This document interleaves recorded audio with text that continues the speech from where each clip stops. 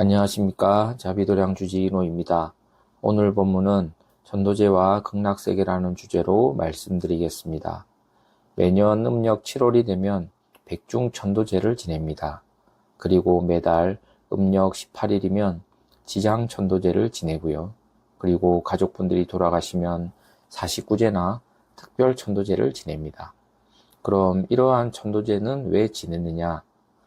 천도제는 영가님들을 극락세계에 가시라고 하는 일입니다. 불교에서는 두 가지 몸이 있습니다. 첫째, 태어난 몸이 있습니다. 부모님 태로부터 받은 몸이 바로 태어난 몸입니다. 그리고 두 번째 몸은 태어난 몸이 아니라 깨달은 몸입니다. 이 깨달은 몸은 부모님 태로부터 태어난 것이 아니라 마음으로부터 태어난 몸이라고 해서 각신이다, 이런 말을 씁니다. 그럼 불교에서 이 두 가지 몸을 어떻게 가르치느냐? 먼저 태어난 몸은 여러 가지 요소들로 이루어져 있습니다. 색, 수, 상, 행식, 오온이라는 말을 한번 들어보셨죠? 이 태어난 몸은 5가지 요소들로 이루어져 있습니다. 태어난 몸은 결국에는 다 없어집니다. 다 흩어져 버립니다. 그런데 마음으로 태어난 몸은 이 몸이 태어나기 전부터 있었던 몸이고, 그리고 이 몸이 태어났을 때도 있었던 몸이고, 그 다음 흩어진 다음에도 있었던 몸인데, 그 몸을 묘한 몸이라고 해서 묘체다, 이런 말을 씁니다. 이 묘체라고 하는 몸은 아주 신령스러워서 하늘도 꽉 차고 땅도 꽉 찬다, 그리고 과거, 현재, 미래에 다 통한다, 이런 말을 씁니다. 그래서 이 묘한 몸을 아는 것을 바로 영각이다, 이렇게 얘기를 합니다. 신령스러운 영자에 깨달을 각자를 씁니다. 묘한 몸을 아는 것을 영각이다 그러고, 반면 태어난 몸을 아는 것을 생각이라고 합니다. 보통 우리 중생들은 생각을 가지고 사는데요, 평생 이 태어난 몸에만 의지해서 살아갑니다. 그런데 이 신령스러운 몸, 그 신령스러운 몸을 아는 그것은 바로 영각입니다. 그 영각이 머무는 세계가 바로 극락세계다, 이렇게 말을 합니다. 즉, 생각이 머무는 곳은 사바세계고, 묘한 영각이 머무는 세계는 바로 극락세계다, 그렇게 정의할 수 있습니다. 사바세계라고 하는 것은 특징이 즐거움과 고통이 늘 함께 있습니다.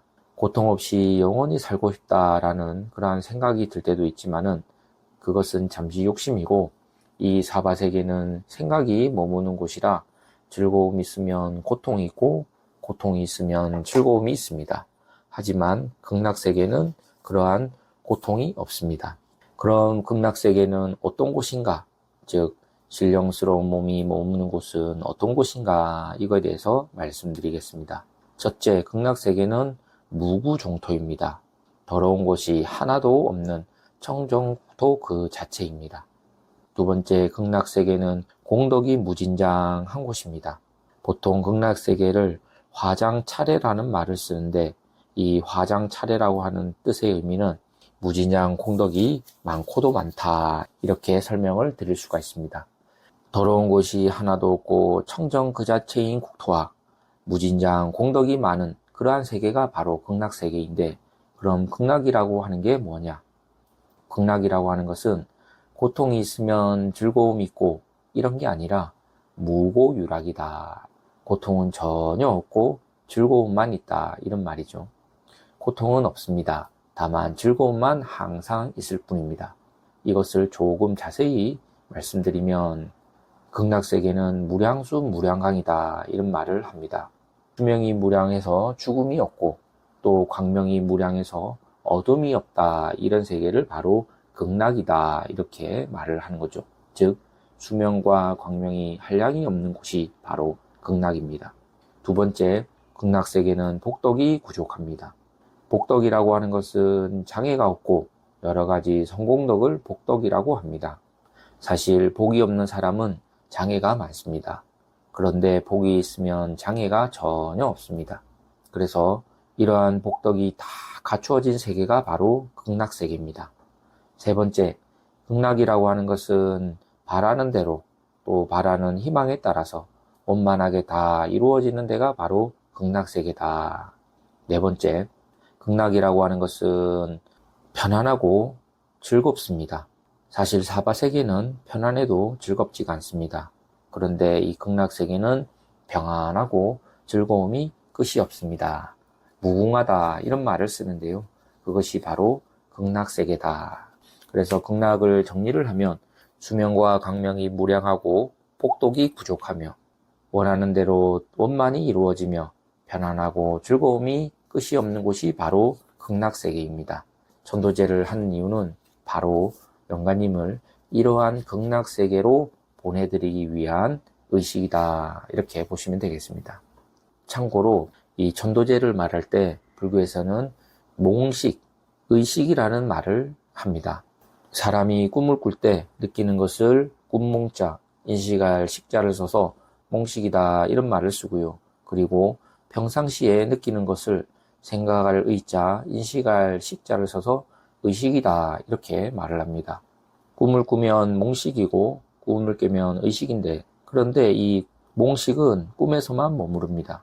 아무리 좋은 꿈을 꿔도 꿈 깨고 나면 머물지 않습니다. 그게 바로 몽식입니다.